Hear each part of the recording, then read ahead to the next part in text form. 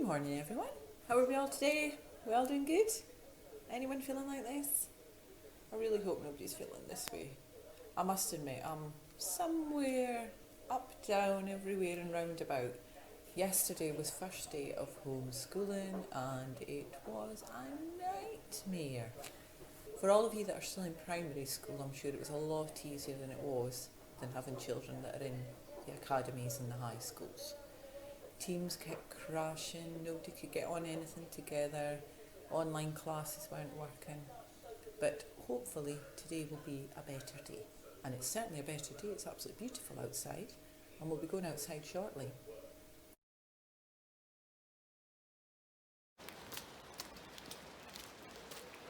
Right everyone, today I'm bringing you on a little walk called Duchess's Walk. It's a bit wet and murky today, but I'm sure you can imagine on a nice day what a beautiful place it is. And this is the bridge known as Duchess's Bridge. In today's story we hear about Philip and Nathaniel. When Jesus first sees Nathaniel, he's sitting underneath a fig tree, his quiet place. This is my peaceful place. You see, it's not that nice a day, and you know you can't see very well. There's snow on the hills right in front of us. Some of you will know this, but some of you won't.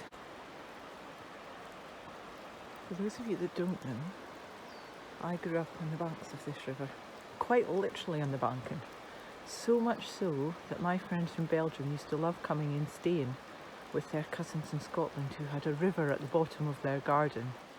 So close am I to the water growing up. Just round the bend there, my house that I grew up in sits on the right. And it's great now because my children can go and play in the same river I used to play in all those years ago. I used to love sitting at the window just looking out down at the river. Sometimes it was stormy and brown and really fast flowing. Other times so blue and calm. It hardly looked like it was moving at all. Over the years, I've come here a lot. This is where I find peace. This is my peaceful place. This is where I find solace. I come here to think, to talk things over with myself, to talk to God, listen, hope He's maybe talking back to me, and to pray. Believe me, over the years I've been here a lot. Even more so in the times gone by. You won't be surprised to learn that I have been here an awful lot during the last few months. However, when I was in my teens, my father died, and I took the call, and I was the one who had to go and tell my mum and my grandmother, his mum, that her son was no more. And the look on her face almost broke me. So I fled. I came here, my place, the place where I find solace. I came here in grief, in anger, not comprehending, and I came here to take my frustrations out and ask him why. But I was so blinded with hurt and so much anger, I didn't stop to listen. I didn't want to listen. And for a few years, I lost my way. And I didn't come along this path for a long, long time. Thankfully, I had some good people in my life who refused to give up on me, who knew if they could just get me to the place where I would listen and hear God again, I would find my way back. People who themselves, despite falling in hard times and facing debilitating illness, survive because of their faith, because they know the Lord holds them and He loves them, and they know that one day all this hurt and pain will be no more. And I still don't recall how it happened. But I found myself back here as I watched the water below me and gazed down the river. The river that as a child I'd spent so many, many happy hours in with my father. For the first time in a long time, I prayed and I listened. And at last, I felt a sense of peace. I don't know why this place in particular makes me feel closer to God, but I've always found peace and calm from the water. I find it puts my mind at rest to reflect on the movement. So I guess that peace helps me to focus and spend that time with God.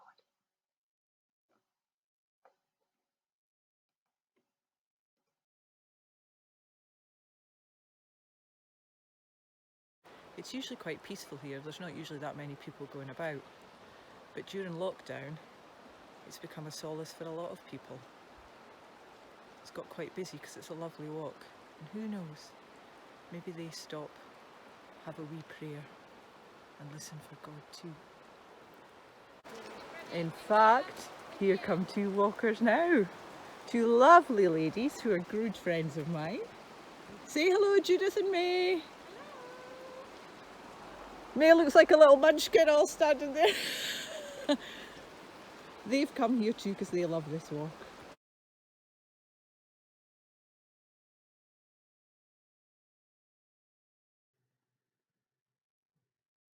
Well, Wednesday saw another announcement regards this year's GCSE and A-level exams. That maybe they haven't been cancelled at all. Instead, there might be mini exams in some or all of the subjects. If you're year 11 or 13, this is an awful lot to take in. Trying to work out what it means for you to miss your exams, or having to think about what to revise and how it will affect your final grades. And if you're not in an exam year, things are still changing constantly and so rapidly. How does that make you feel? How do you react to the uncertainty? One thing that is certain about all these changes is that we're most certainly all reacting and handling it in different ways. For some of us, the situation is making us really anxious, but some of us might like and feel safer being at home. Some of us are probably pretty relieved that the exams were cancelled, so now we're worried about the proposal of mini exams. Whereas others might quite like the mini exams, preferring to have the option to show what they know at the end of a year test, rather than being assessed across lots of pieces of work all year. This week's reading is from John, chapter 1, verses 43 to 51. And it also shows us some very different reactions to a situation of change. In the passage, John is revealing Jesus' mission to us one day at a time. Previous day, Andrew and another disciple found Jesus along with Simon Peter. But today, Jesus takes the initiative and finds Philip.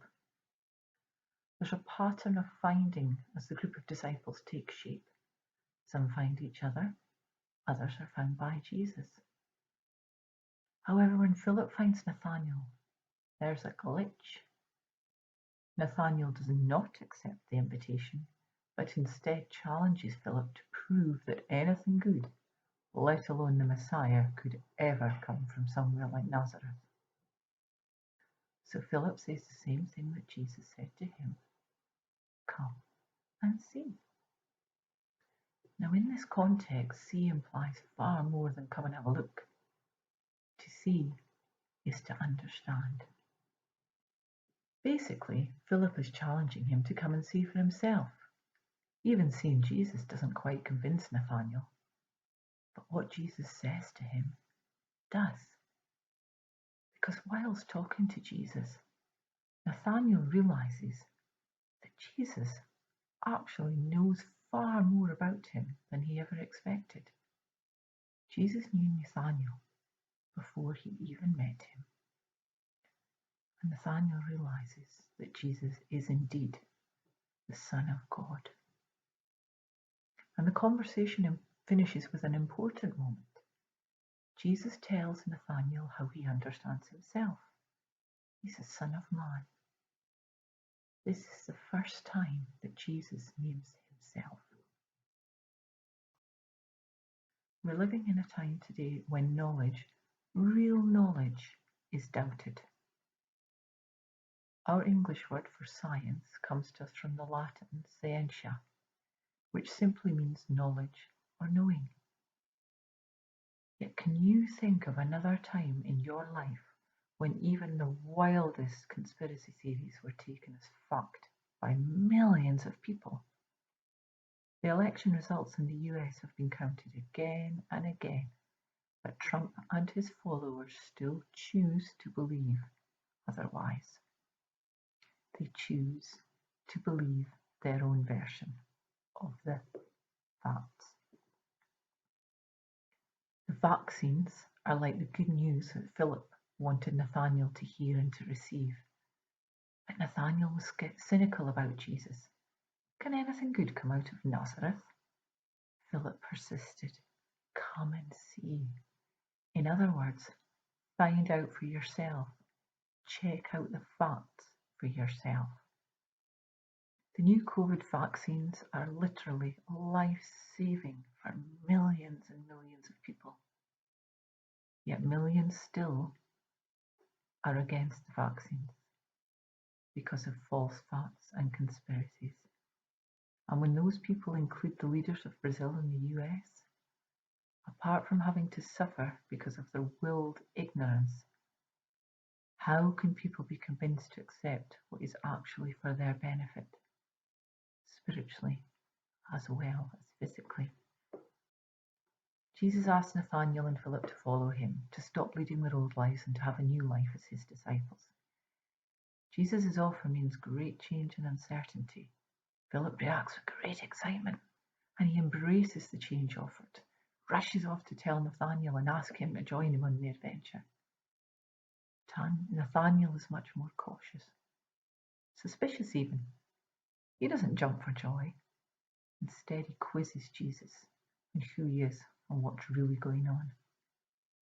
The same situation plays out very differently. Eventually, Philip and Nathanael both become followers of Jesus. Both, though very different, are part of God's plan.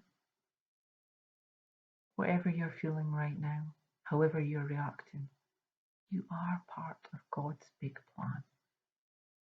God doesn't need one type of person, but all sorts of people with different emotions who can all live and learn together. Talk to people. Talk to your friends about how they feel. Think about how you're different from your friends and thank God for that. Accept his invitation to be part of his plan, however you're feeling. Allow him to guide you, to support you, to listen to you, to be with you, and just to love you.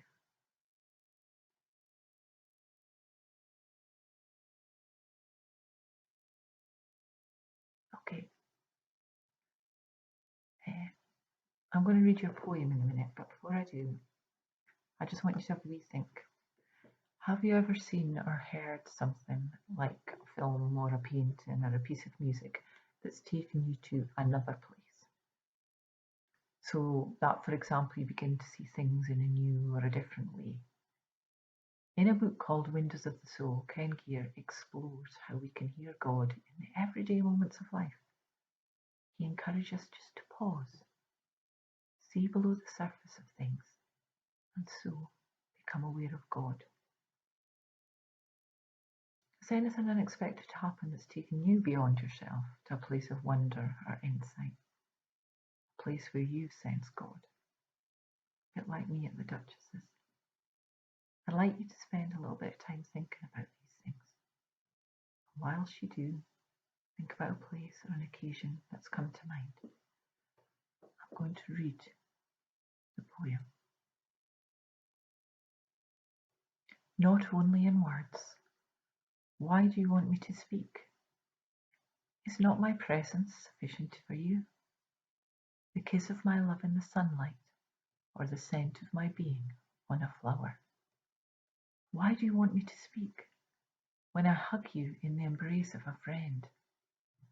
when I move you by the fall of a song, when I show you the scars on my hands?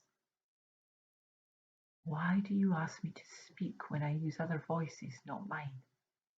For mine is the cry of the stranger, the hungry, the prisoner, the poor. Why do you ask me to speak when I've spoken so often before? Heed my world, read my word, seek my Son, and you will hear me. Let us pray. We thank you, God, for those times when we have sensed your presence, heard your voice, seen new insights, particularly when we've needed these things. Yet some of us, Lord, can't remember ever hearing your voice. Teach us how to make space, how to hear you and to recognize your presence with us, and how not to get in the way of others finding you. We ask all this for Jesus' sake. Amen. Take care, everyone.